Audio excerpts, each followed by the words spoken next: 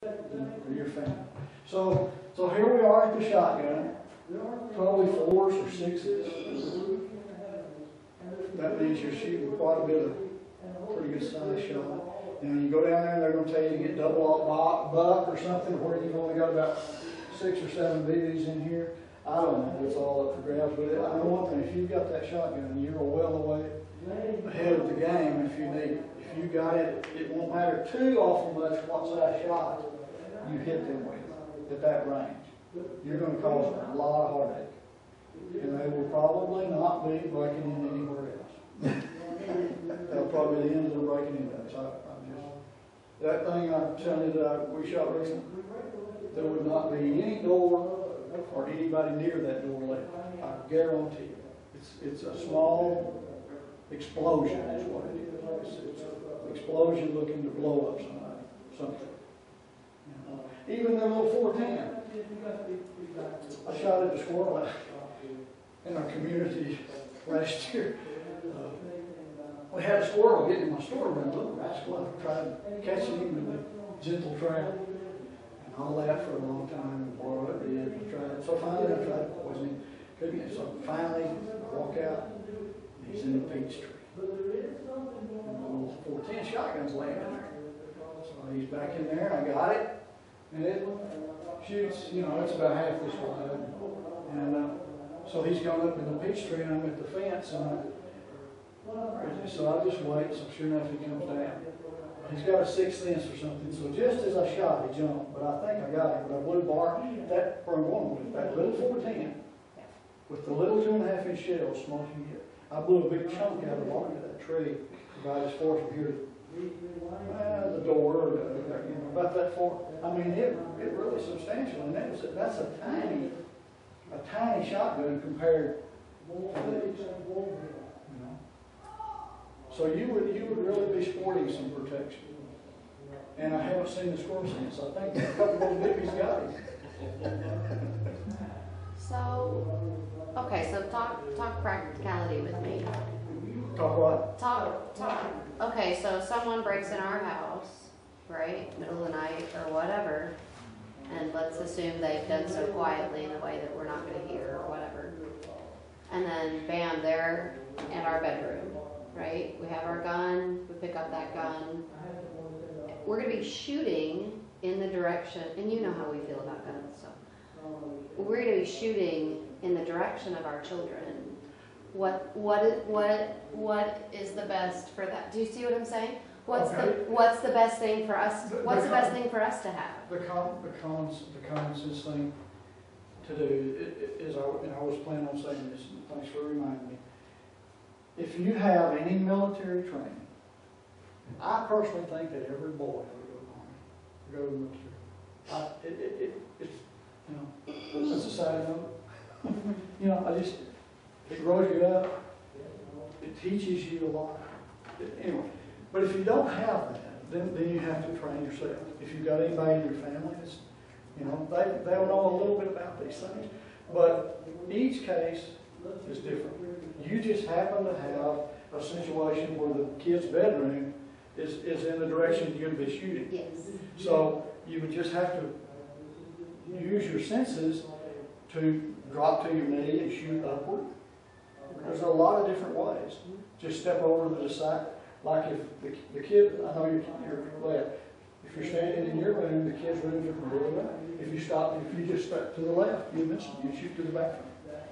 You just have to be mindful of where you are in your surroundings. And I don't know how you teach them.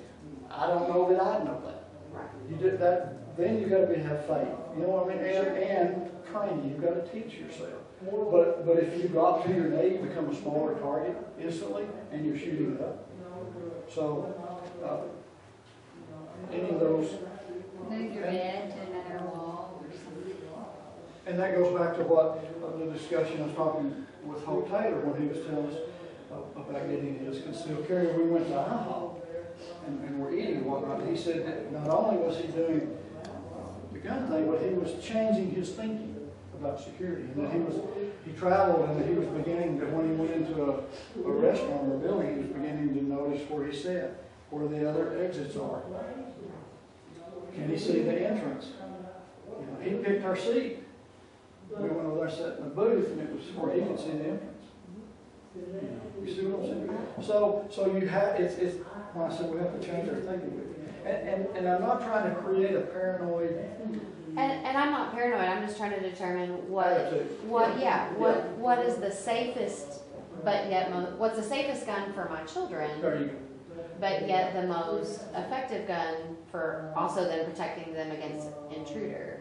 You know, is the shotgun the better thing, because the BBs are not gonna travel as far? Do you see what I'm saying? Do you understand? Well, it's a judgment call. And probably in the middle of the night, if you hear a noise, it's gonna be up to Art, what he wants to do. If you just got one, use it. I mean, I'll admit the kids and I were home one night by ourselves, and I would have sworn I heard something. I got the gun that I had out because we were, you know, Art was out of town, and I went through the house and searched the house. Of course, there wasn't anybody there, and I certainly was grateful for that. But you know, so I mean, we're prepared for that, but. And those are perfect questions, because if you decide to enter this arena, you need to know what you're doing, because you're playing with something that's not a toy. These things are real. You know, it's like when you're learning to drive. You better know how to handle that thing before you get on I-35. And so before you pull one of these out. So I'm not advocating, you know, and those are real good questions. But you have to teach yourself somehow and change your mentality to where those things become somewhat natural. That's what I was saying. I really didn't realize that the training that I got in the basic training of the Army back in the Vietnam era, it sticks. You know, I remember what putting out a perimeter, you know, if we were in a problem situation, suddenly I remember what putting out a guard perimeter, the basics of it. When I was teaching my grandson to shoot the BB gun, and he was having trouble hitting it, I thought, well, you know, the Army trained millions and millions of guys to shoot, and I remembered how they taught us. So I went back and I started, and I taught him just like the Army taught me. And when I went to the Army, I've been shooting for years, but a lot of those guys had never even held a gun. And they took guys green off the farm, trained them for 6 weeks basic and 8 weeks instead of Vietnam. 6 weeks of basic, 8 weeks of advanced infantry. Some of them went to Vietnam. And so, okay, look down it, and here, put your front sight here. Line it up so you see that pattern. And then here, put your target right here. Boom, you hit it. You still see that, really. They've been training guys like that since the Revolutionary War. And me, it took me a minute to figure out, why don't I teach him? But then you see, does that make my point? That basic deals, and so that will stick with him. He knows how to shoot. So when he got to go with some people with his dad and shoot a 243 deer rifle, he knew the basics. You know, keeping the gun pointed. Because I told him, I said, whatever we do with this BB gun, that is how you handle a real gun. That my dad gave me a BB gun, and I carried it behind him for about 2 years, hunting doves, and he watched it. He made sure that I handled and treated my BB gun the way he did his shotgun. And so I was about 6, so by the time I got about 8, I got my own shotgun. So that made sense. But that's a good way to remember if you're shooting. Now shotgun's a different deal. They don't have a sight like that. It's not that important. It's not that important. No. A shotgun, the barrel, the end of the barrel just has a bead on it, a BB. Like that. And you look down the barrel and you just use the front BB. The little groove on the back is kind of like. Well, some of them don't have that. Some of them, but that's primarily your sight. Is that BB? You know, you don't do the sight picture thing. You do a different kind of deal.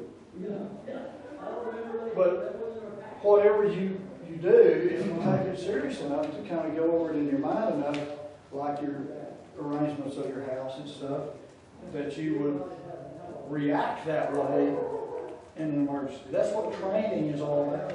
That's what training does. And so you can train yourself or teach yourself to have a mental idea of what you're going to do so that when the time comes, you automatically go there. You have an instinctive idea. And that's why I'm suggesting that it's hard to remember the safeties and whatnot on a gun, rather than just picking up one. That all you have to remember is just pull the trigger. And it's still safe. It's still not, it can't be dropped and fired. And so, it's not an exact science, but it's really important if you're going to shoot something. So, okay, we're to the, are we pretty much got the hand? I'm sorry, Ryan, I got one question. What is the, I mean, I know the range on the shotgun for being deadly is not very far away. It's got to be pretty close, 15, 20 feet maybe, or something like that. But what's the range on the 38? Well, of course you can hit on that. Well, you know what I mean? You've got 50, 60, you've got at least 50, 60 feet. If you can hit it, but you're going to be primarily using it as a short one. I mean, right. It's used as a close quarter. So right. If he's running, you can keep shooting, I guess. but I don't know if I'm answering your question, but has anybody got the concealed carry? Some of you are. No, we've done the test for it, so I'm trying to think of how many. They did 20. I think you do a few rounds at 20 yards. That's the longest. Right? That's the longest. Yeah. So you do 3 different things. So you do like 5 yards, 10 yards, and back. So you do a few shots at 20 yards. So at that point, you're just, if you hit the body of the target, you're doing pretty good. You're doing pretty good. And my answer would be, you're not going to know that you're not going to really use that thing as a closer. Right. Anyway, you know what I'm saying? Yeah. If he's way over there, you're going to holler, don't come any closer, or you're going to wait till he gets a little closer so he makes sure. Whatever. But it'll shoot further. And even the shotgun, I wouldn't want to be shot, 30, 40 feet with a Shotgun can kill a bird a long way away. Yeah, and then it might, whatever, but those short barrels. And it's by far better to go out and familiarize yourself. Even if it's a rude awakening, but not familiar with it. I've talked about that talk. Well, here's the expert out here. Holy cow! So the first 2 guns, and then we're gonna get really controversial now. Okay. All of this talk about assault weapons. Well, for years and years and years, a company called Ruger, Stern Ruger Company, Ruger, makes a little gun, a little 22 semi-automatic, Model 10-22. And they make them in several different styles and whatnot, but they're basically a 22 semi-automatic rifle that has this clip fed. And they come with a 10-shot magazine. I believe it's 10. But they've been popular. There are millions of them out there. They've been selling them since the 60s, I believe, early 70s, 60s. They're not very expensive. And they have one really unique little feature. You can put